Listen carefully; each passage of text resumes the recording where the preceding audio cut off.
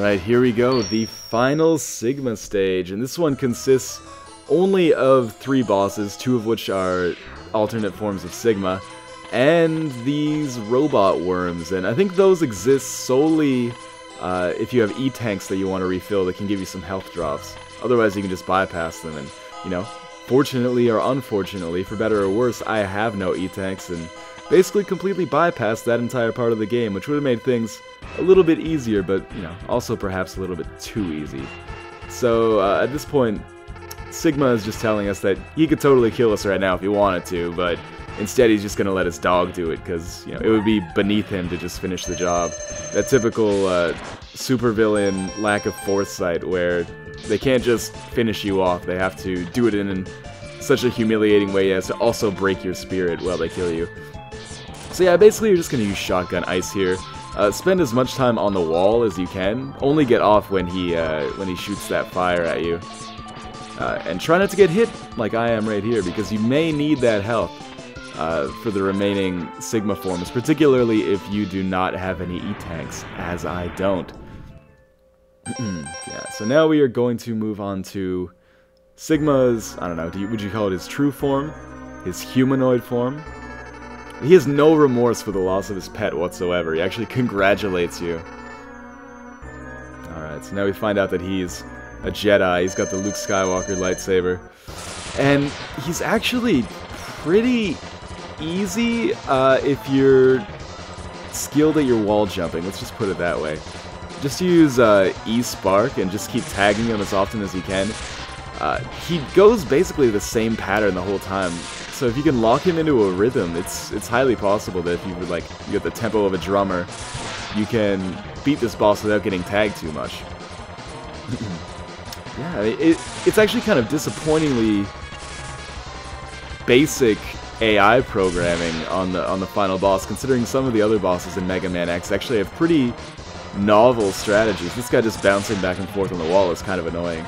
He can also shoot like laser beams out of that jewel that's embedded in his forehead, but he doesn't really seem to want to do it here, and, you know, he's faring a lot worse because of it. It's worth noting that, I guess maybe I might not even get hit fighting him, but if he does hit you, he does a fuck ton of damage. Takes off almost a third of your health every time. So I guess that's kind of the balance, is that it's not easy to get hit by him. It's easy to avoid his attacks, but they also do a lot of damage when they connect. Now, this guy, on the other hand, it's hard to avoid his attacks, and they do a lot of damage when they connect. So we're going to use Roll Shield for this one.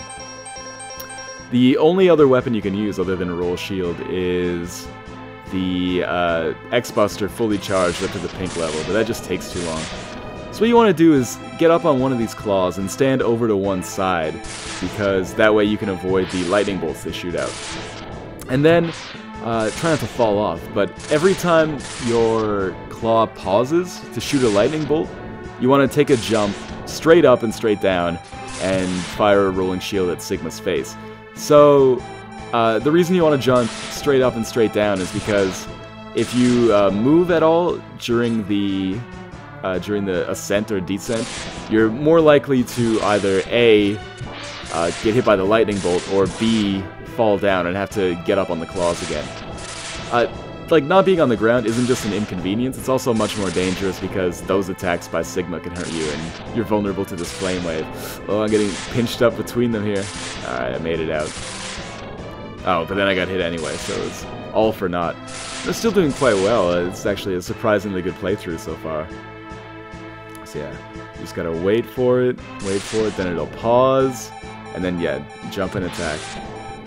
If you can get off, you know, 5 or 6 of these per time that you get up on a claw, you're gonna probably end up faring for the best. Let's put it that way. Yeah, he's actually almost dead. That's the most annoying part, is when that second claw comes after you. I just got lucky to not get hit by it, because if I had been actually, like, damaged by it, it probably would have knocked me off the other claw as well. I got lucky there not to get crushed by the ceiling. Crushed into the ceiling. Oh yeah, man. Wow. That was a remarkable run, actually. This is the part where Sigma always makes me a little bit sad, because he starts talking about how I've, you know, betrayed my cyborg buddies, and now the humans are going to go back to subjugating robots and giving them menial jobs and no respect. I'm like, man, maybe Sigma was right. Maybe there should have been some human bloodshed in order to make them accountable for their actions.